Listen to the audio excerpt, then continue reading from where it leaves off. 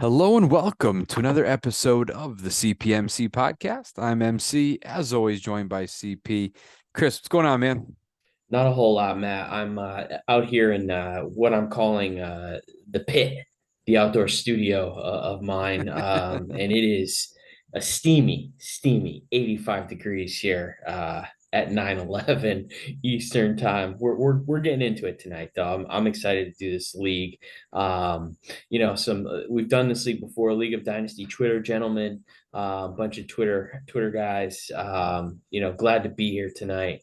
I was thinking about one question, before we got on. You kept me waiting for like an hour tonight, as usual. That's my bad, my bad, my No, bad. it's fine. It's fine. We're getting it going now. I was thinking about our drafts and just sort of draft strategy.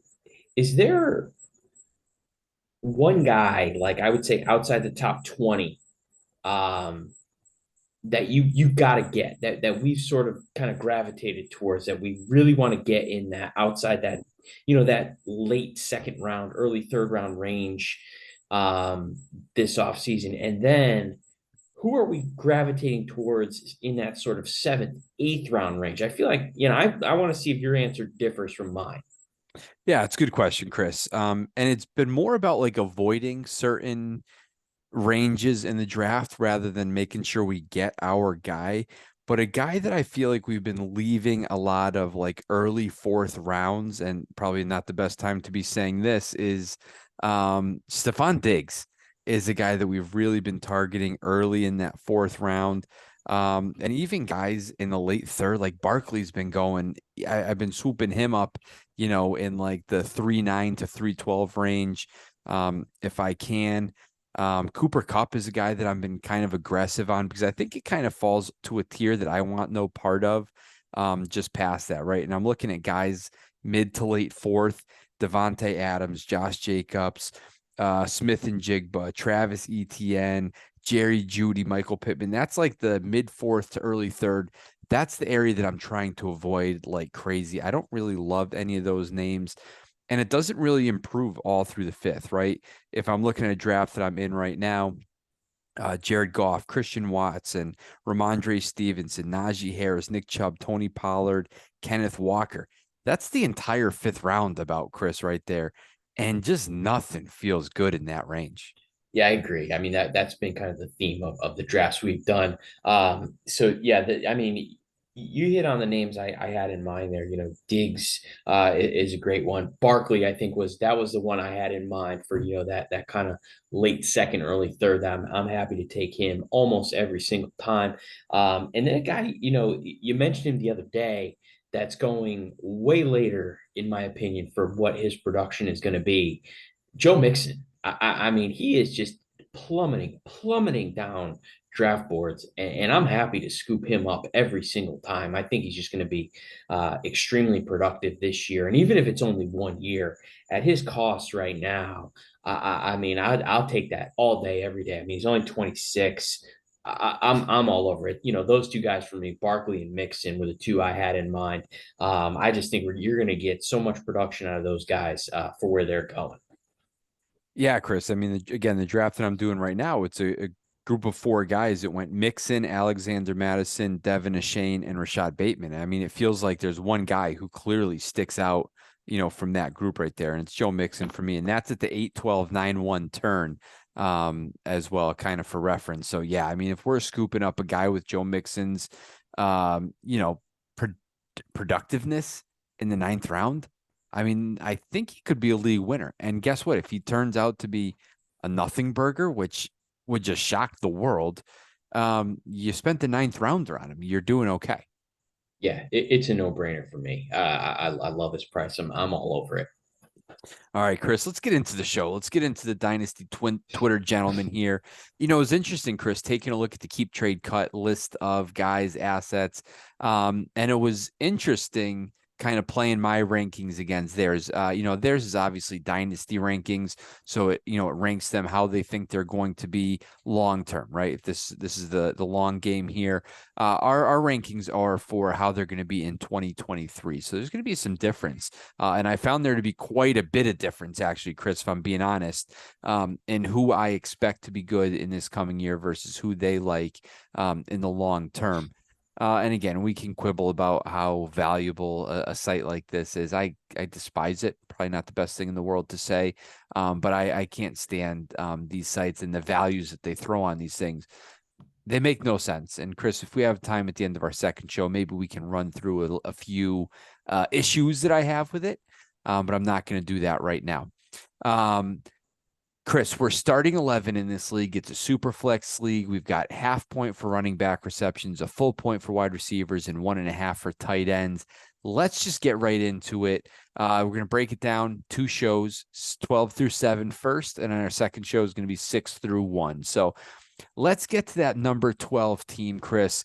And he kind of knows where he's going to be since his name is Welcome Caleb Williams. Welcome Caleb Williams is at number 12.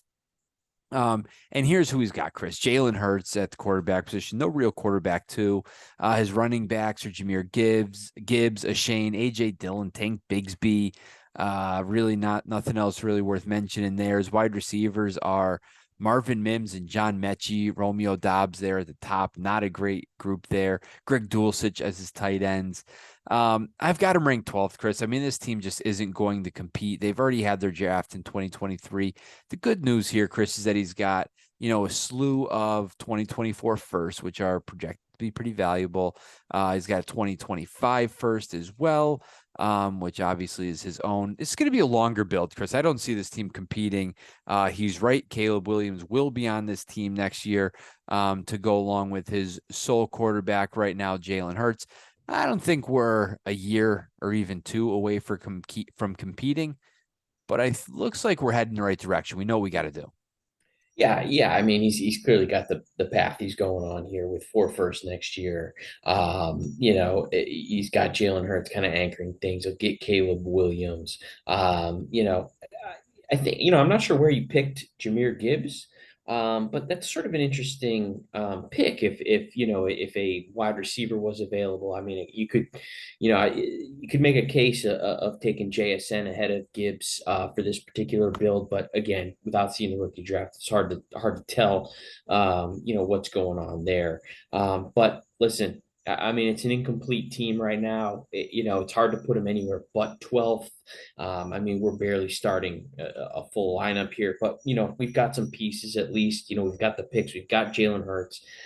I mean, what's interesting with this team is, are you going to sell Jalen Hurts for a mid? I mean, do you try and make that deal just to get yourself more assets? Do you leave him in as a building block? I mean, I think if I could move Jalen Hurts for got Bryce Young in a piece or CJ Stroud in a piece or Anthony Richardson in a piece. I think I think I consider something like that. Not that you're buying many years back, but at least you're getting additional assets in that case. But aside from that, I think we're just kind of slowly building this thing with the picks we have and just kind of going from there. It's just, there's not a whole lot to be excited about with this team. Yeah, I mean it's young. I mean that's maybe the exciting part, and having those firsts is a nice little thing. But I mean, if he knocks the 2024 draft out of the park, he's only going to have himself, I project to be about 9 starters, and he's got to fill 11, Chris. So I just don't think he's going to get there in the next year or so. Again, we applaud this build that he does have going on. He's got a bunch of seconds as well. Some more stuff you could throw at the wall. Hope it sticks.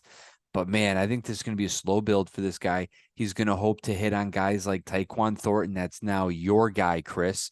Oh, Romeo Dobbs. easy. Just guys like that. Just hope you can, sell them for something. And hope that you can get some sort of return. But yeah, I think we've got to start liquidating. I don't think this team has any business holding on to the likes of Jalen Hurts. I mean, it could be 3 more years before he is relevant. This team is relevant. So I would give up Jalen Hurts. I mean, let's get 2 firsts and a quarterback, drop down a tier. I'd go more for that, Chris. I think I need more pieces rather than the quality and just two pieces. Yeah, I mean, I'm fine with that. I would definitely be soliciting offers for Hertz because, again, like you said, I mean, even if you hit on all four of those 24 firsts, I mean, we've still got to still make some headway and find, additional pieces beyond that. So I'm with you here. Let's get as many pieces as we can, as many quality pieces. And, it really does kind of start with Jalen Hurts. As much as you hate to give away a guy like that, I think the return does you more good than kind of hanging on to them. All right, Chris, let's move then to our number 11 team, and we're going to go to Kyle M28 with our number 11 team. Kyle M28. This is a tough one for me, Chris. It's got a ton of top end talent. It's got two quarterbacks that could knock your socks off here. Um, but man, it's just going to be wildly incomplete. And our running backs are just non existent, although it has your other guy, Antonio Gibson, on here. So let me know what you think of this squad here, Chris. We've got Patrick Mahomes and Deshaun Watson.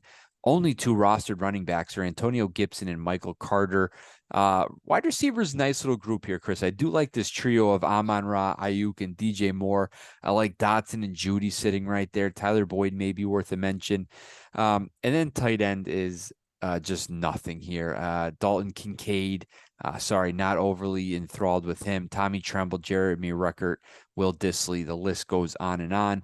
Good news here, Chris. He's got a couple of firsts next year, including his own. And then he's got his first and second in 2025 as well. So this team is incomplete. It's just not going to be there to compete this. I mean, you just can't. I mean, there's just literally not enough starters here to fill out a starting lineup. So the top end talent can only take you so far. For me, Chris, this I've got to start liquidating, starting with the quarterbacks. I mean, we haven't really mentioned this too much this offseason in the shows we've done, but man, it's a CPMC special here. Let's liquidate Mahomes. Yeah, I mean, I guess the counterpoint would be right is that you've got two firsts in 2024. I mean, can you make your running back situation work? With those picks, I mean, we can start. How many wide receivers can we start? We can start six wide receivers or five. We could start six plus super flex. Six. All right. So let's assume, six wide receivers here. I mean, we got Amon-Ra, Ayuk, DJ Moore, Dotson, Judy. That's five, right? I mean, that's five quality, I would say. We've got Mahomes and Watson. We've got QB covered. We've got one running back in Antonio Gibson. I mean, the counterpoint would be, can we make from our two 2024 firsts plus our 25 first, can we fill in the rest of these holes and make it work?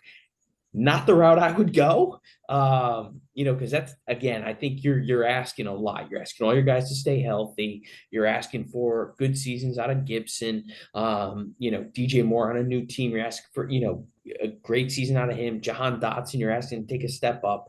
He needs a lot to happen if you wanted to go the route of trying to compete now.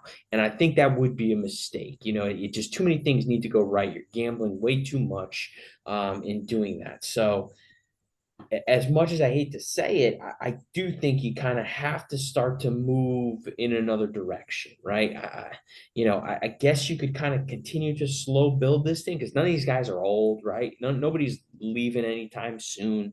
You can see what the 2024 season does for you, but I would look to move on, I guess, from guys like DJ Moore and Jerry Judy, even Brandon Ayuk, maybe, and just kind of pivot off them, maybe gain some years back, gain some picks, and just kind of go that route. I guess I'd sell off Watson too if I could, kind of drop down a tier, get a little bit younger. It's kind of a tough spot for Kyle here. Yeah, but listen, you've got pieces, Chris. I mean, it's that simple, right? It's not like we're in a situation where he's got like Cousins and Carr at quarterback. I mean, Patrick Mahomes is going to be a guy that's drafted one or two for the next, I would say, at least 3, 4 years anyway, barring something crazy. So this is a guy that's going to command a crazy price. And, this league plays a little bit deeper. So there's going to be some guys with some tight fists, I think, in giving up some assets. But man, we've got to do it, Chris. If we look at it right now, we've got really 8 starters, in my opinion. Mahomes, Watson, the 5 receivers, and I'll call Dalton Kincaid a tight end because I think he does have that type of upside. Now we get two first this upcoming year. And judging by where it looks, you're probably going to be in a quarterback situation. So maybe a trade back. My point is this, Chris, with two first rounders in 2024, now you've got 10 starters. All right. Now we've got it one first in 2025. That's another starter if everything pans out correctly. But now we've just lost 3 years in age for these guys. So I think I'm tearing this thing down to the studs, Chris, if I'm being honest, and just trying to pick up two pieces for every one. Yeah, I mean it's a fair point on how long it's going to take if you continue to go slow. I certainly get that. It does make sense when you kind of lay it out like that. So, I think end of the day, he's going to have some decisions to make. Despite building what looks like a solid core, too many pieces missing, I think, to really be any sort of contender. And at that point, we really got to consider tearing things down. All right, Chris, let's move on to our number 10 team. We've got the Ferris State Bulldogs. Ferris State Bulldogs at number 10, we've got a lineup of Lamar Jackson and Jordan Love going to occupy the quarterback position. We've got Damian Pierce, Cam Akers, Joe Mixon, Devin Singletary as our running backs. Maybe Zeke Elliott deserves a mention in there as well. Receivers are Christian Kirk, Tyler Lockett, Wandale Robinson, DPJ. Nothing really else past that worth a mention. Our tight ends, Chris R. Fryermuth, Mayer, and Irv Smith. Hunter Henry down there as well. Pick situation, he's got a couple of seconds in 2025 that's beyond the norm here. He does have his first, which is good news. Again, just an incomplete team here, Chris. Lacking the top end talent that we saw on the last team almost throughout. But again, it's not complete. Not going to roll 11 trustable starters out there. It's okay. I like this guy's running back room a little bit more, but I don't think this is a team that you're going to worry about come regular season this year. Not going to be threatening for a playoff spot. It's okay. It might be in worse shape long term, which is why whatever the KTC here does have it marked down a little bit. Yeah, I'm with this team. Might be in a little bit of trouble, Chris. Yeah, I think there's some clear sells here on this team. I'd sell all the running backs, Pierce, Akers, Mixon, those guys can still fetch, uh, you know, quite a bit. I don't love our QB2 situation here with Jordan Love. And I mean, Stetson Bennett, what is this? Now, kind of speaking to your point on the weird values, what is the Stetson Bennett value here at 1337? And I'm looking at Russell Wilson right next to him. I mean, it's basically, 2.5 Stetson Bennett equals Russell Wilson. That's a little wild to me, but we won't get on that tangent, Matt. I think we've got to, you're right. It's an incomplete team, lacks the star power at really any position except QB1 and Lamar Jackson. Um, and I think it's just kind of okay. I mean, we've got some okay starters throughout, missing a few holes. I mean, very clearly not a playoff team.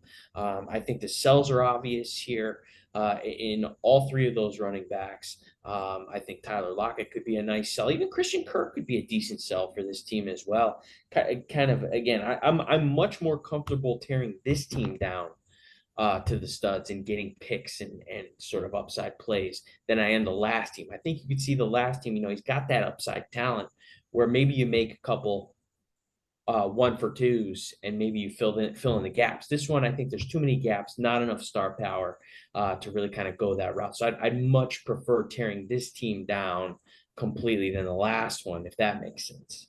Yeah, it does make sense. I mean, there honestly should be a feeding frenzy on these quarterbacks, hopefully changing hands over the next couple of days after the show is released. We do know Russell Wilson was on the move earlier today. And I expect a little bit more of that, right? We've got some teams that are just incomplete, that are just lacking the assets that are needed. I mean, wait till you see the number one team, Chris. It's going to be good, and it's going to be good for a while. So if these teams have any type of hope of competing in the next couple of years, it's not going to be with the rosters that they've got right now. It's got to be a teardown. It's got to be going to get multiple assets. I mean, we've said kind of a similar thing for these first three teams that we're mentioning, but the writing's on the wall, I think, for a lot of these teams, that it's just not going to happen. We've just got to get more assets. So I think you said it perfectly here with what we need to do. I'm starting with Lamar Jackson, getting 2-3 pieces for him, picks, whatever the case may be. We've got to look to hit on a little bit more. Yeah, I don't see any way around it here for the Ferris State Bulldogs. We've got to move these guys. We've got to get them to contending teams, and we've got to pluck away their young potential off their roster, including any picks we can get. All right, Chris, let's move to our number 9 team. Number 9 team, it's a team that this website likes for the future. I don't particularly like it for this year, and I'm talking about Winds of Change here, Chris. Winds of Change, I've got to finish in ninth place this year. We've got Danny Dimes and Kenny Pickett as our quarterbacks, Desmond Ritter and Will Levis kicking as well. Running back situation is not great here with Charvanet, Montgomery, and Jamal Williams. Wide receiver situation is JSN, Jordan Addison, Michael Pittman, Cortland Sutton, Alan Lazard, guys like that. McCall Hardman may be worth a mention. Robert Woods. Tight ends, Evan Ingram, Cole Kmet, Musgrave, probably worth a mention these days. He's got a couple of first Chris, which is what this site likes particularly about this team. That's going to add the total point value a lot higher. He's got a couple of seconds as well. I like this team, Chris. I don't dislike it. I don't like it for 2023, but I think it's young enough. I think it's interesting enough to maybe be a couple year play. I like the picks. The quarterback situation I think's okay long term, but it's just kind of throughout. Yeah, I mean it's a young team. I mean there's no way around it. I mean this team's best piece really is JSN, who's a rookie. We grabbed Jordan Addison as well, Michael Pittman, Cortland Sutton, both young. We've got these extra picks, right? That's huge. He's got the extra pick in 25 as well. We've got 5 picks over the next 2 years. We've got a very young roster. We're hoping that Danny Dimes and Kenny Pickett can be stable enough that we can fill out quite a bit of our positional players and kind of add to what we already have. But this team is not going to be good this year, no doubt about it. It's probably not going to be that great next year. But I think in 2025, we could see this team, be reasonably competitive. And a lot of that does depend on the quarterbacks, though, whether those guys are still producing fantasy points for us. Listen, he's got 4 guys here in Dimes, Pickett, Ritter, and Levis that could all be quarterbacks in the league. I mean that, and if they're playing, they're going to be producing fantasy points for us. So I think it's not the worst quarterback situation in the world. Don't feel great about any of them, but at least you got 4 shots there where you may not necessarily feel obligated to take a fringe QB with one of your picks in the next 2 years. Obviously, if you have a blue chipper available to you, take it, but you're not kind of beholden to taking a QB if the right one's not there for you. So I like that about him. It's a young team. I would just have 2025 in mind. That would be my kind of goal. 25, 26. I'd be aiming all of my moves trying to, focus on that, right? That those 2 years kind of when I could start trying to be competitive. And that means moving guys like David Montgomery and Jamal Williams. They don't fit on this roster. They just send those guys away. I think you can get, especially once they start scoring points, I think you can get a fair bit for them. Evan Ingram probably as well, I think could be a nice sell in this league, especially when you've got, young guys like Cole Kmet and Luke Musgrave on your team. There's just simply no reason to hang on to Evan Ingram. Sell him off of his solid year he had. And I think you're well on your way. But in the end, my focus has got to be 2025, 2026, and all of my assets should be kind of with that in mind. Yeah, it makes a ton of sense, Chris. And I think what you said made the most sense here is our quarterback situation. It's so important that we have 2 of these guys that we feel comfortable with going forward, that we don't have to waste a draft pick on. Because listen, this running back room is not good. I would like that if Charbonnet was Jahmyr Gibbs instead, or a guy in that range that's that young that we could depend on being here in a couple of years. I don't know if Charbonnet is going to be that guy. So for that reason, it's going to be tight, kind of finishing up that running back room. That's where all of the, effort is going to have to be spent over the next couple of years, which is fine. And I like that build, right? With these wide receivers being able to see them grow. JSN is going to be in his third year by the time you're ready to go. Same with Jordan Addison. So I like this team, Chris, in that it does have that direction, but man, it's going to come down to this quarterback play so that we can fill out the rest of this roster. So I like the build, Chris. I think it's going to be fine.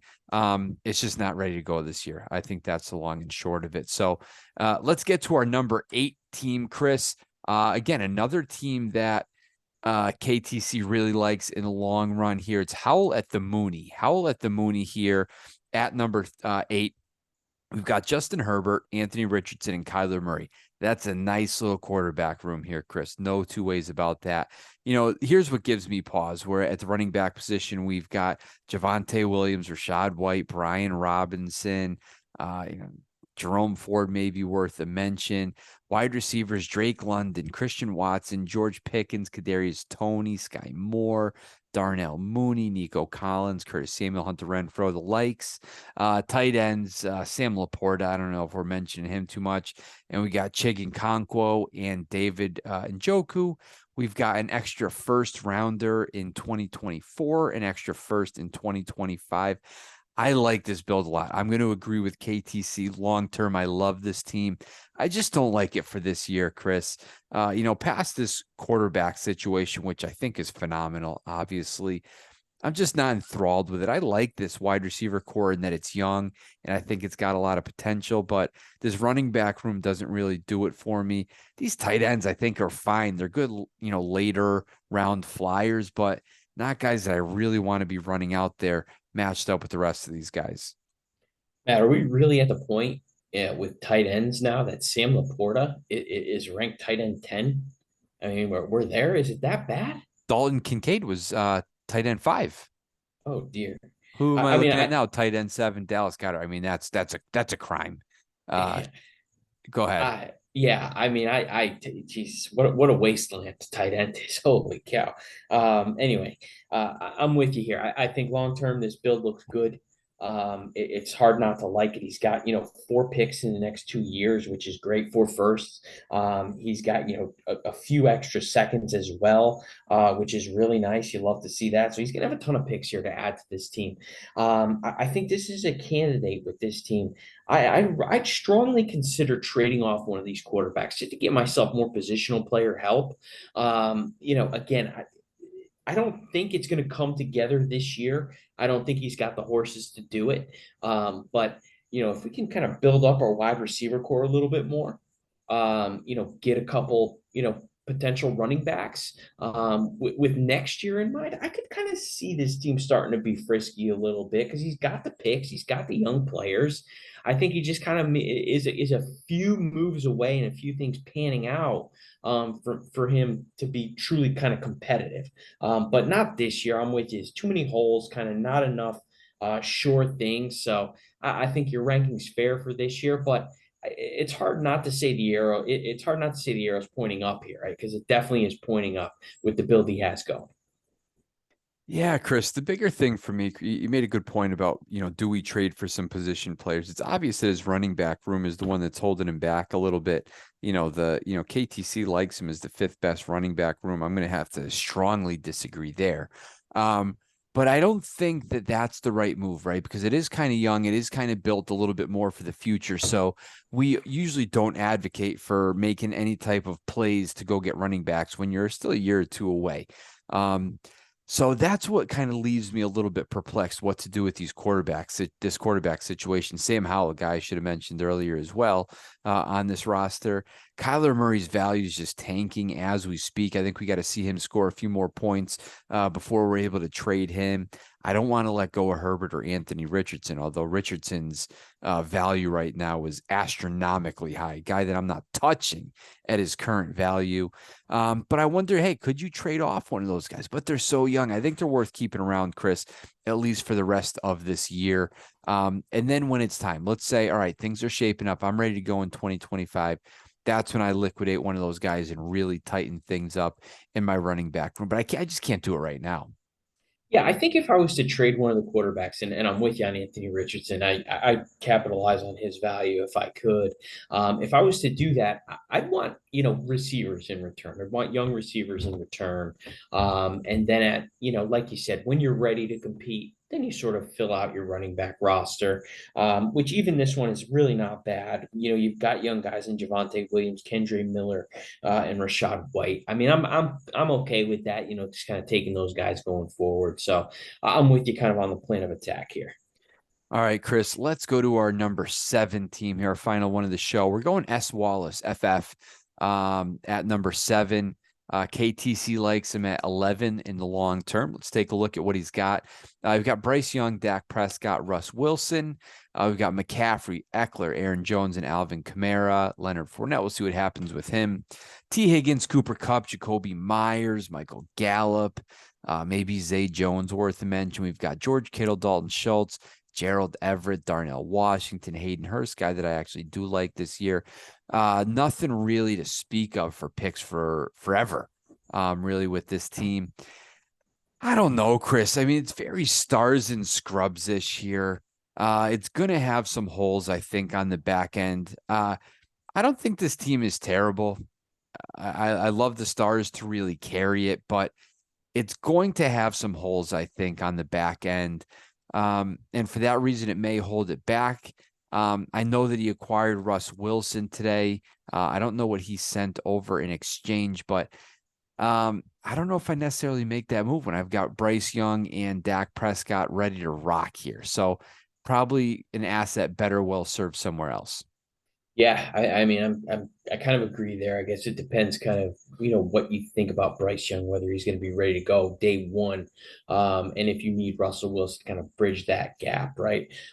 Listen, I mean, a lot depends here on Aaron Jones and Alvin Kamara. You know what you're going to get out of McCaffrey, Eckler. You know what you're going to get out of Dak Prescott, the rest of your quarterback room. You know what you're getting out of T. Higgins and Cooper Kupp. There's some stars here. I mean, there's a lot of star power on this team. I think 7 is probably the perfect rank here, because we've got some star power that's going to have to carry this team, and if it doesn't, they're just simply not going to win on that given week, right? And that sort of leads to a lot of inconsistency when the back end of your lineup, you're starting guys like, I mean, I don't even know, Jacoby Myers, Michael Gallup. I mean, those guys are going to be playing key roles on this team. So you never want to be in that position. But I think it's going to lead to a lot of inconsistency with this team. But listen, without having any picks here, we have no picks for the foreseeable future. This team's just simply got to go for it. They've got to make the win now moves to try and, get in the playoffs and make a run. Hopefully, a guy like Kamara gets hot for the playoffs, to go along with the production you get with McCaffrey and Eckler and your quarterbacks and Cooper Kupp. So, there's really no choice with this team. He's got to make every move possible to win now to just try and get hot in the playoffs. Because he's got no future assets really to speak of. So it just kind of is what it is. I'm fine with just taking my shot and seeing what happens, and I'll figure the rest out later, I guess. Yeah, I mean, to that end, Chris, sounds like we probably got to get rid of a Bryce Young, see what we can get for him and just roll the dice with Russ Wilson as our QB2. Dak Prescott, like you said, we know what we're getting there. So I think you've got to do something like that. I would take a look at the wide receiver landscape across the league, see if I can add a couple there. I mean, we got to start 3 minimum, and I don't feel great about Jacoby Myers being my number 3. Tight end room, I actually kind of like, Chris. I think Schultz is going to be fine out there in Houston. Gerald Everett just seems to catch balls. Hayden Hurst, I mentioned, is a guy that I do like. So I think it's okay, Chris. But again, it's got to make some moves, and it's going to take some risky things like thinning yourself out a position like quarterback, just really rolling with 2 and seeing what happens. Add a couple of guys to fill out the rest of this starting lineup. So that's going to do it for us here with part 1 of the show, Chris. Let's go get a drink break. Let's do it again for part 2.